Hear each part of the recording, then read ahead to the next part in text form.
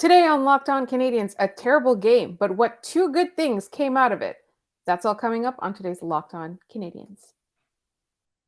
Locked On Canadiens, your daily podcast on the Montreal Canadiens, part of the Locked On Podcast Network, your team every day.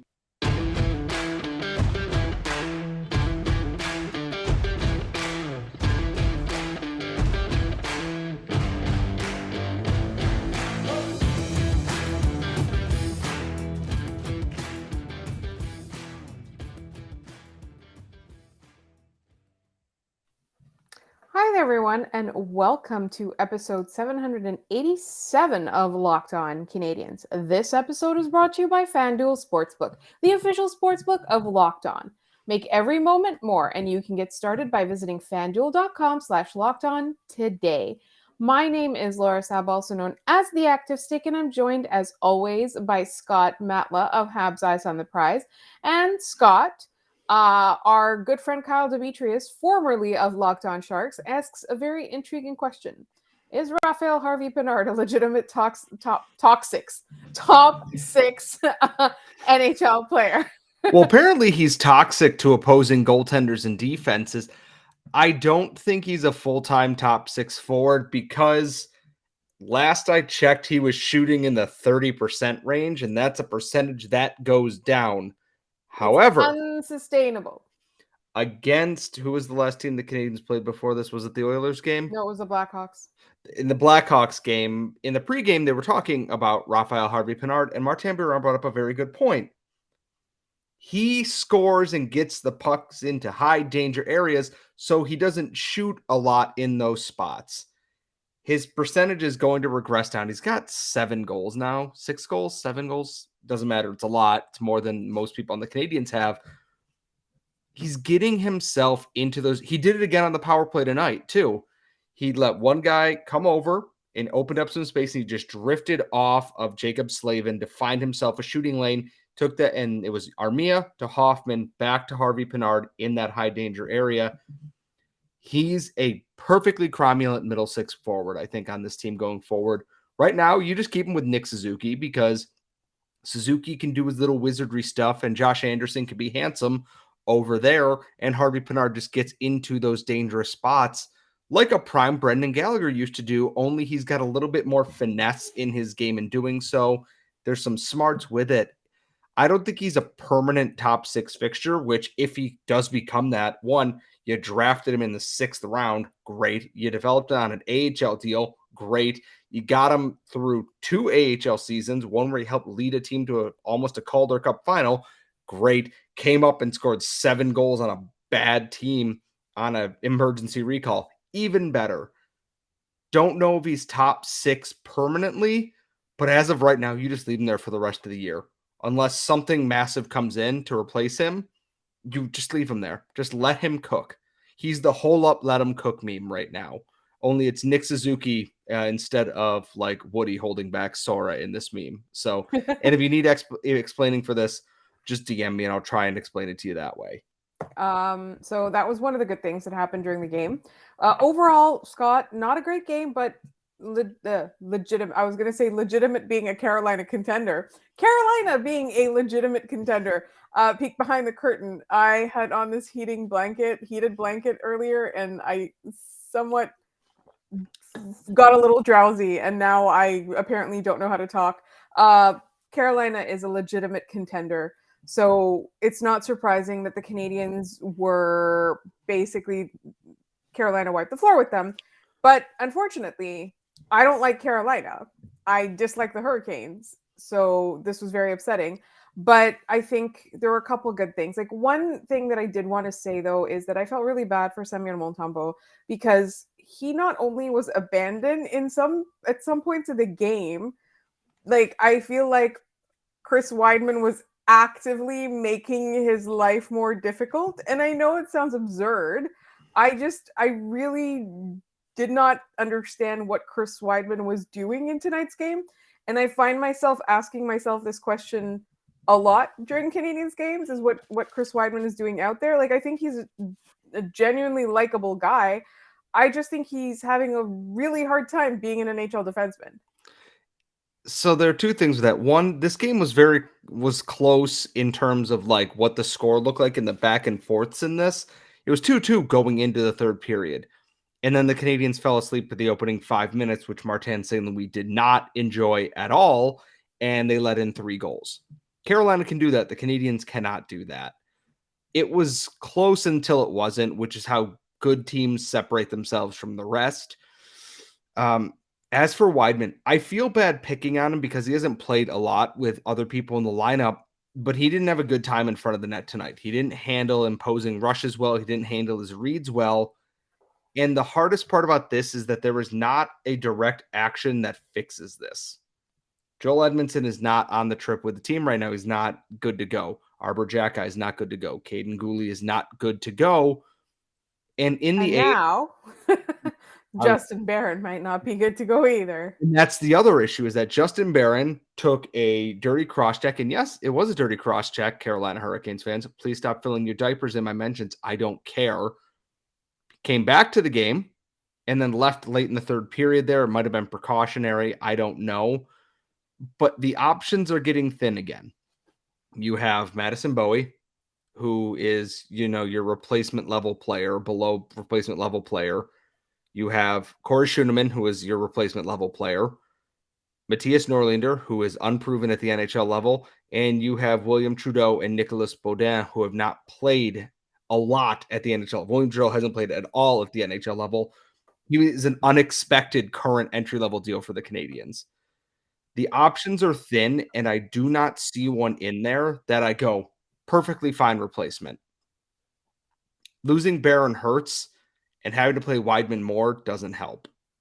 It's the injuries are absolutely just torching the Canadiens here. I do think Nicolas Baudin might be their option. He earned it earlier in the year, but he's coming off of injury of his own. So I can't help but think they might just be like, we're going to call it Madison Bowie, play him 5 minutes a night on that third pair, let the young guys cook with the Rocket this weekend. But man, Toronto this weekend, and Kirby Dach missed this game due to non-COVID illness. It's the road trip that was already going to be tough is starting off with like them driving the car into a skid of ice and crashing into a snowbank. Like, it's not the start you're hoping for on a Absolutely very not. tough road trip. And this is the thing too, is that, people who are panicking about the draft pick can sort of feel rest assured that the Canadiens have a really tough schedule coming up. I also don't think we should be panicking about the draft pick. There's like a third of the season left to go. We're, on chilled, on se calme. But I did want to mention Michael Pezzetta real quick before we move on to the mailbag. Michael Pezzetta with a wonderful goal. Yes. I mean, batted it up to himself, swats in the rebound. He's playing good hockey. Good to see, after we talked about how maybe he could go on waivers to make room for somebody. He's doing what he can to stick around, and I appreciate that from him. And he's giving the effort that we saw last year. Right. That's all I ask, is have that effort. Exactly. And that was it. He was one of the few bright spots last year. So it could be that they're heading into a skid with, with like they had no forwards, they have no defensemen, everybody's injured, and now they're heading into this really tough schedule. So maybe Michael Pezzetta can be the bright spot in this, the rest of the season. In the meantime, the bright spot in the rest of this episode is the mailbag questions that you have sent us, and those are coming up in just one moment. But first, this episode is brought to you by Built Bar. Built Bar is a protein bar that tastes just like a candy bar. If you're looking for a delicious treat and you want it to be healthy, you have to try a Built Bar. They're all covered in 100% real chocolate, and they come in unbelievably good flavors like churro, peanut butter brownie, and coconut almond. And they taste so good that you can't even imagine that they have 4 grams of sugar only and 130 calories. And they've got 17 grams of protein. You can use them as a pick-me-up. You can use them to fuel your workouts. I use them as an on-the-go breakfast when I haven't been able to get it together in the morning. And you'll be able to find them at Walmart or Sam's Club. And you can also get them online. All you need to do is go to BuiltBar.com, and you can use our promo code LOCKEDON15, and you can get 15% off your order. That is BuiltBar.com. And the promo code is LOCKEDON15, and you can get 15% off your order.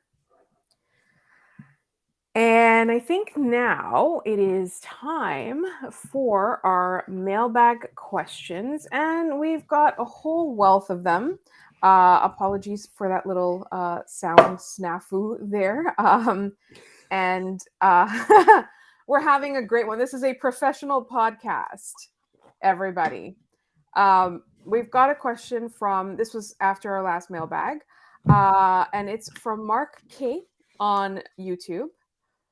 Could you guys give me your future lineup in, say, 2 years when we have prospects like Farrell, Hudson, Mayu, Hua, etc.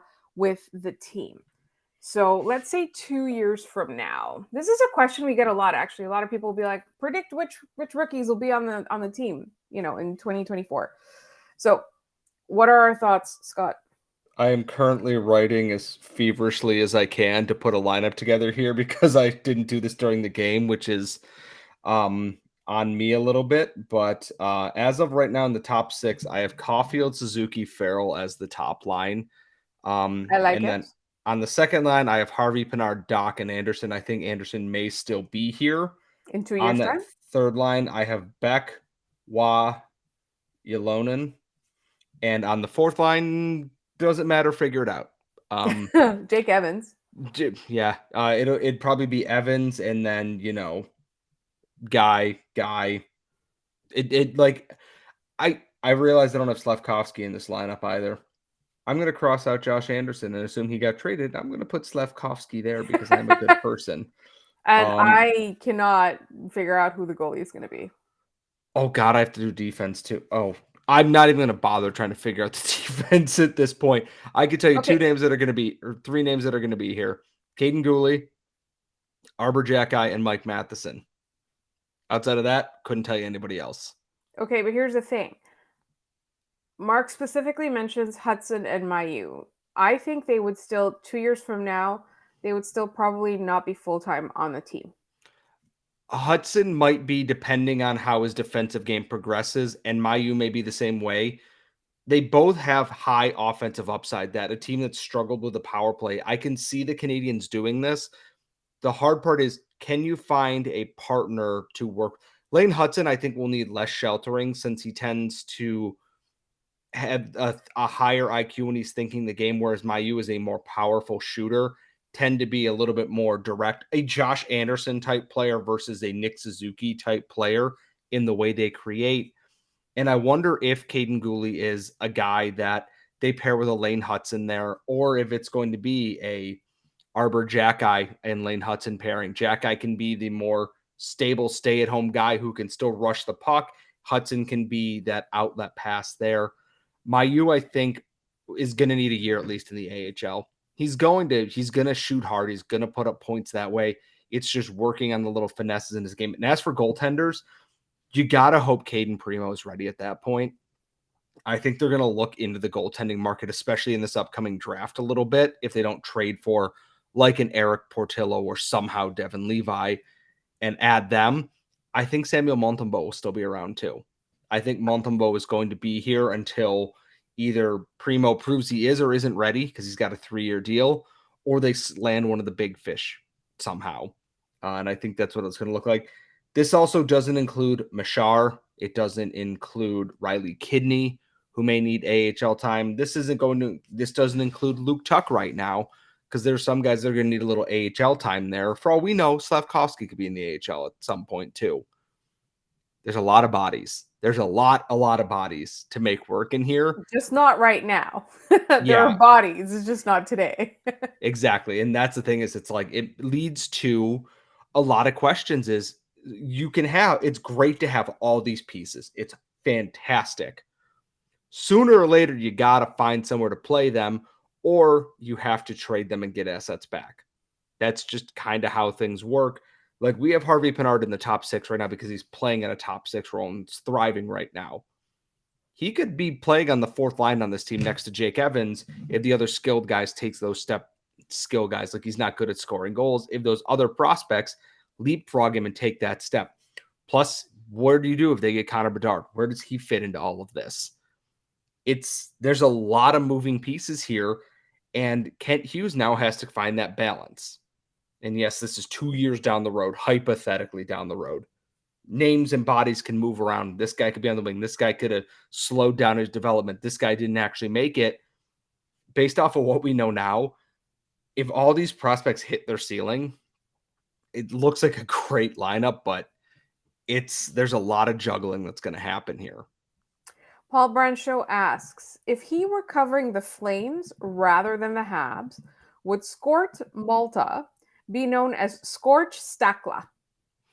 We'd have to ask our friends at the Scorch Stack, subscribe to Scorch Stack right now, or Scorch will burn down your house, what their thoughts are on this.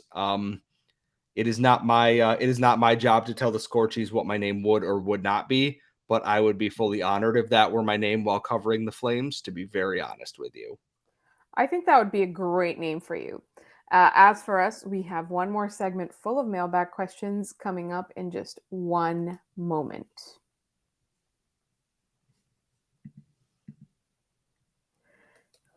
Here we go. Our friend Christiane P.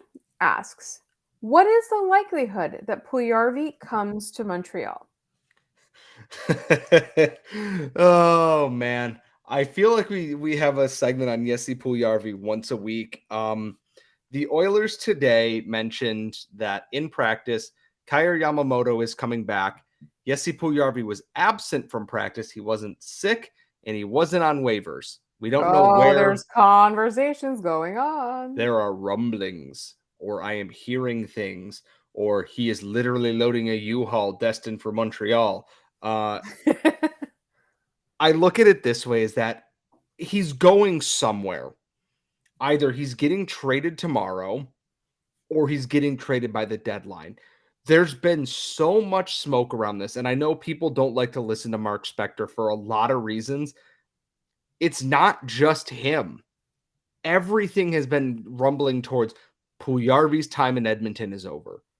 His time is over. They probably won't qualify him even if they keep him this year. And it's such a weird space that it's like, if you're Jesse Puljujarvi, why would you want to stay? It's like, have they just not found someone who wants him? Or because they're asking prices like a 4th round pick at this point. The Rangers, are in a similar spot with Vitaly Kravtsov, who is the thing is they want to get as high a pick as possible. His value is not a 1st round pick anymore. It hasn't been in several years.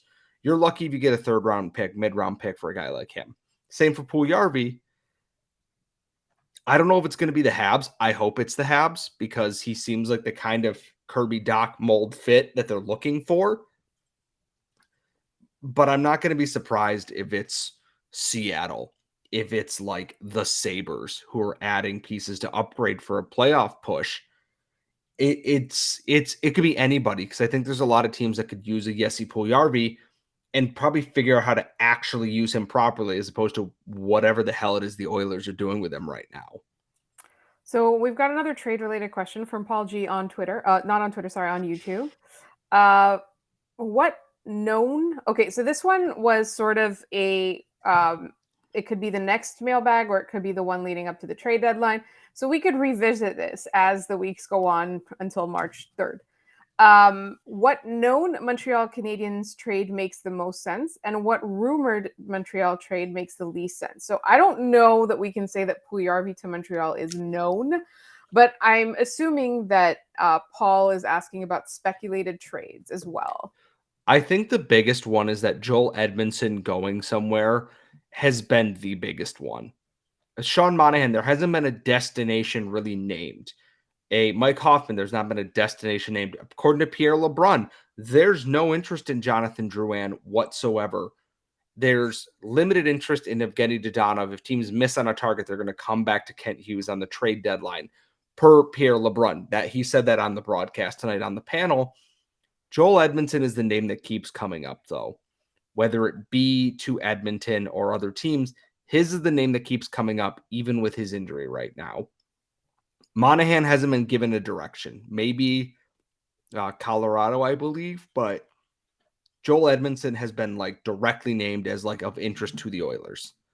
And I think that's the one that makes the most sense.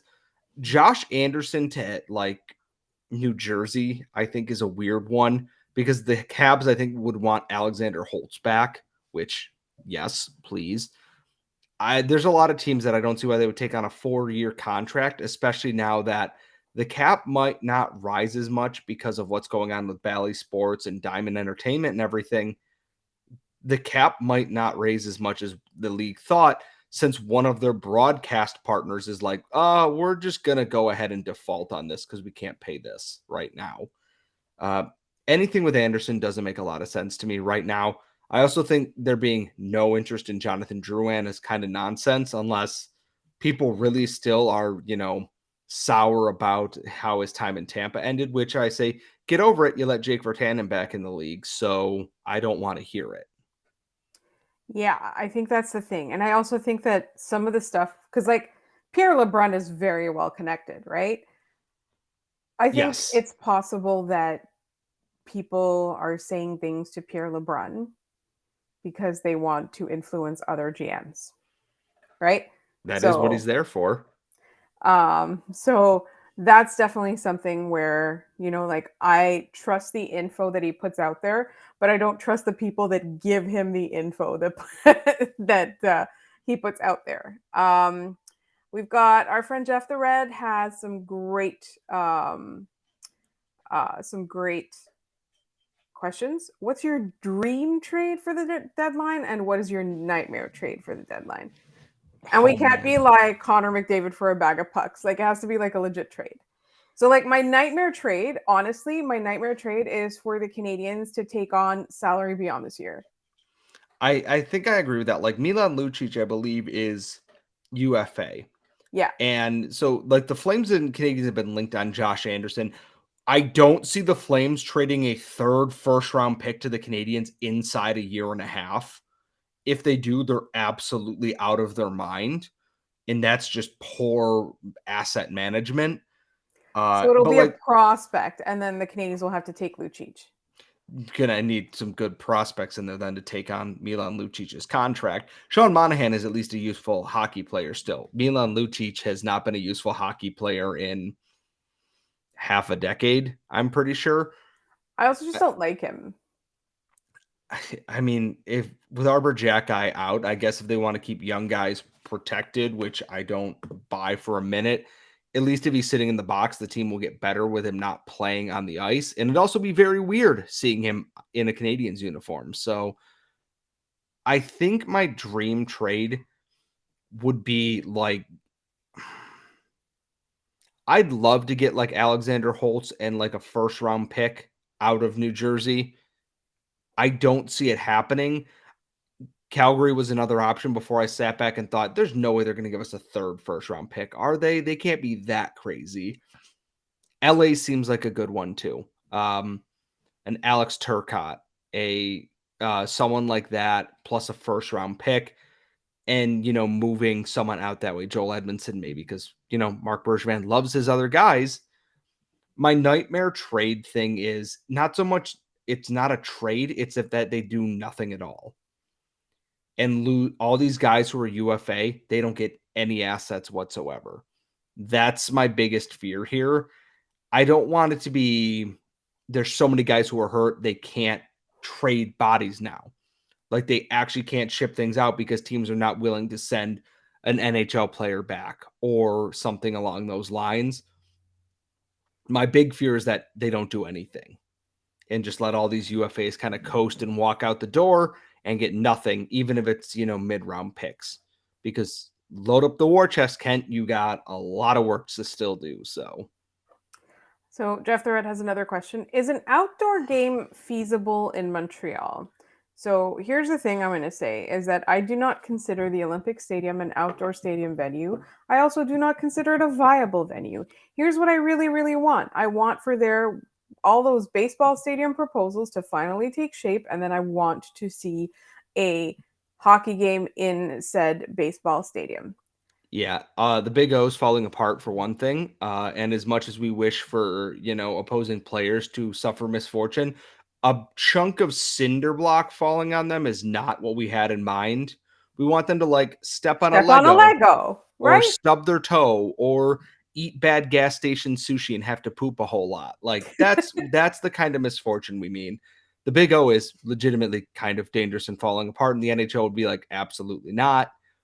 There are two other options. There's Percival Molson Stadium, which I believe can hold up to 38,000, I think. No, it's less than that. Less than, and then Stade Saputo, which I believe is a little over. I think it's 20 something, and it can be expanded to 40 something. And that's But with the thing is, temporary risers. Yeah. Yeah, it's the temporary risers. And just think about like the FIFA World Cup, like refused to, Yeah. And that's, So- and like Stade Saputo is a soccer stadium, but also a little over 10 grand, 10, 11 grand in terms.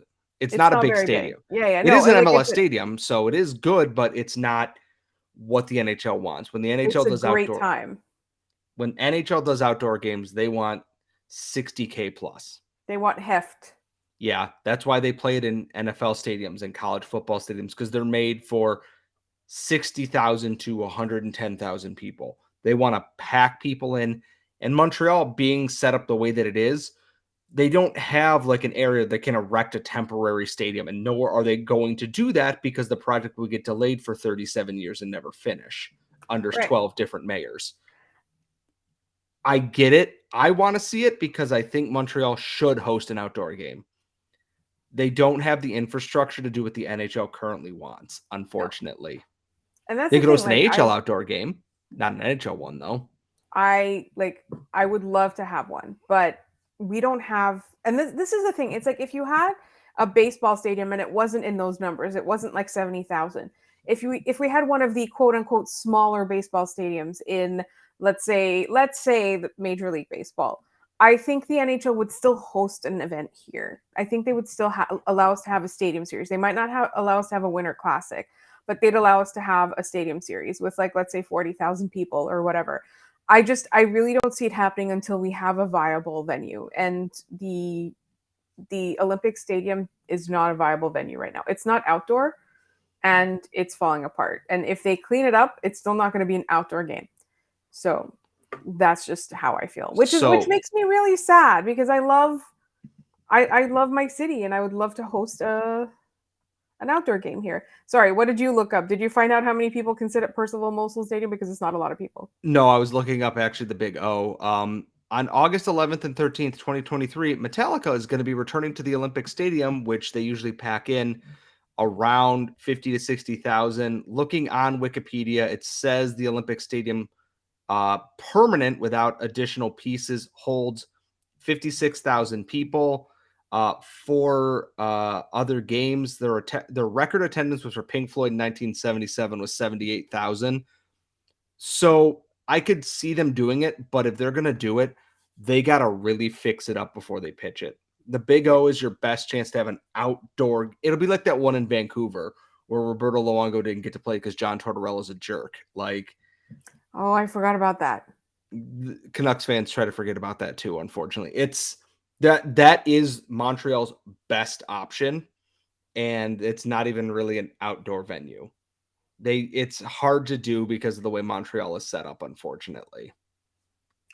I know. And that's live there. I don't have to tell you that you live there. Like, no, that was me lamenting the fact that I'm probably not going to see it in my lifetime. Is all. All right, we've got a couple more questions. One is from Paul Brand Show. Is metal actually the result of an unholy coupling of Gritty and Smurfette? No. I think he's just an unholy abomination created by the Habs messing too much with science and God. Yeah, I think that's accurate. And then finally, so this is a question from Casey, our friend. And I couldn't tell because this question word for word is, if you could go back in time, which era would you go to and why? And I don't know if this is specific to the Habs era or it's because obviously you want to see the 1976, 1977. Or is it the 1977, 1978? Pick a Habs team from the 70s, and it's got 30,000 Hall of Famers on it. Like, you can't go wrong one way or the other. Yeah, so if it's Habs related, that's the era I would want to go back to. And then if it's not Habs related, I would love to go back to the 20s because people had just come out of war and pandemic and were really partying, and the fashion as well. That's where I would go to. I don't know about the 20s because it doesn't end well. all things considered, which weird how we're living in that time again. I don't think I would go back in a different time because I think I kind of enjoy it the way it is now. Like, I do wish I could see older Montreal before it got really commercialized and see some of like the real old history in the city from like you see kind of walking through the old port and parts of Montreal there. And I do like that part of it. It is nice to grab, cold drink and just kind of walk through the old port and see the history there in parts. Like you see it in Quebec City. Like walking through Quebec City was great. I just don't know what era that is in Montreal because I am not from Montreal, obviously. I live in Western New York, for God's sakes, which any era might not be better, but it all depends on who you ask. I think my answer probably would still be the 70s, though, just because the height of the Canadiens, I feel like, would be where it's at. This is At going to that drive point. me crazy now. Is it the 76, 77, or is it the 77, 78 Canadians? Best Habs team ever. 1976, 1977. They lost I was 8 right the total first games. time. I was right the Yes. first. I keep getting confused now. Every time I say something, I second guess myself. But I'm not going to second guess myself about the fact that we are out of time on this podcast. Thank you for your mailbag questions. I really hope you enjoyed this, even though I was basically consumed by a heated blanket, as Scott said. And we will talk to you next week with our 3 up and 3 down. So don't forget to subscribe to this podcast wherever you get your podcasts, as well as on YouTube. You can also find us on Twitter at LO_Canadiens. If you want to leave a mailbag question in the YouTube comments, please write mailbag question at the beginning of it so we can ask it on the show. You can also email us at lockedoncanadiens@gmail.com. We'd love to receive questions there, or musings, or thoughts, or pictures of your dogs, or cats. We love that. And also you can obviously find us on Twitter at Scott Matla and at The Active Stick. Thank you so much for listening. 3 up, 3 down is Monday.